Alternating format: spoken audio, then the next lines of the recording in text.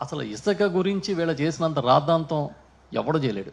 ఆ రోజు 6.5 యూనిట్లు ఇసుక లారీ 16,000కి వినియోగదారుడికి అందితే, ఇవాళ ఉచిత ఇసుకని పేరు పెట్టిన చంద్రబాబు నాయుడు గారి ఇసుక సరఫరాలో 26,000, 28,000 నడుస్తుంది. ఈనాడు లాంటి పత్రికల్లోనే ఎంత దుర్మార్గంగా వాళ్ళు దోచుకుంటున్నారో వాళ్ళ పత్రికలోనే రాస్తున్నారు. అడ్డు అదుపు లేని దోపిడీ వాళ్ళ ఇసుకలో జరుగుతుంది. అయినా సరే అది ఉచిత ఇసుక ఇస్తున్నాము, మేము అద్భుతమైన పాలసీని ప్రవేశపెట్టామని చెప్పి పచ్చిగా మాట్లాడుతూ ఉంటే ఎలా అర్థం చేసుకోవాలో తెలియడంలే. ఆహా ఓహో అని కీర్తించుకుంటా ఉన్నారు, ఈ పెద్ద పాలసీ, గొప్ప పాలసీ తీసుకొచ్చామని. వాళ్ళ గ్రామాల్లోకి వెళ్ళి అడిగితే తెలుస్తుంది భవన నిర్మాణ కార్మికులు పడుతున్న ఇబ్బందులు ఏంటో, నిర్మాణాలు ఎలాగ ఆగిపోయినాయో, కన్స్ట్రక్షన్ కాస్ట్ ఏ విధంగా పెరిగిపోయిందో తెలుస్తుంది. దీంతోపాటు ఇంకా లిక్కర్ అయితే చెప్పక్కర్లే. ఒక్కొక్క ఊర్లో కనీసం 7-8 బెల్ట్ షాపులు నడుస్తున్నాయి ఇవాళ మినిమం. బహిరంగంగా వేలంపాట్లు పెట్టుకుంటున్నారు.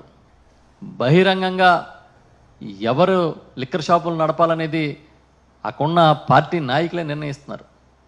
ఇంకా కొన్ని ప్రాంతాల్లో అయితే ఒక అడుగు ముందుకేసి షాపులు రెగ్యులర్ షాపులాగా డిస్ప్లే చేసి లిక్కర్ అమ్ముతున్నారు. ధరలు తగ్గిస్తామన్నారు, ఎక్కడ ఒక్క బ్రాండ్ ధర తగ్గలే. తీసుకొచ్చిన కొత్త బ్రాండ్లన్నీ ఇతర రాష్ట్రాలతో పోలిస్తే అధిక ధరలకి ఇక్కడ అమ్ముతున్నారు.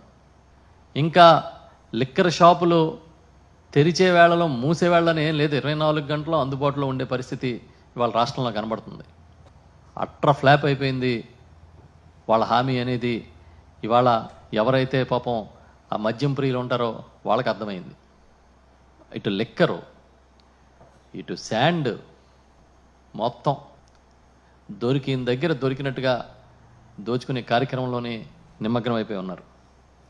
అంతకుముందు ఏం చెప్పారు, జగన్మోహన్ రెడ్డి గారు అధికారంలోకి వచ్చాక నిత్యావసర వస్తువుల ధరలు పెరిగిపోతున్నాయని చెప్పి పెద్ద ప్రచారం చేసేవాడు చంద్రబాబు నాయుడు గారు.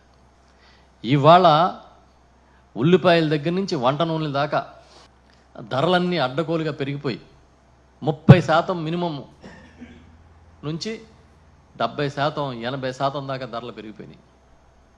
సామాన్యుడు ఎవడు కొనలేడు, తినలేడని పరిస్థితి కనబడుతుంది. ఇది కూడా పాపం చంద్రబాబు నాయుడు గారి సర్కారు విజయమే అని అనుకుంటున్నాం మేము.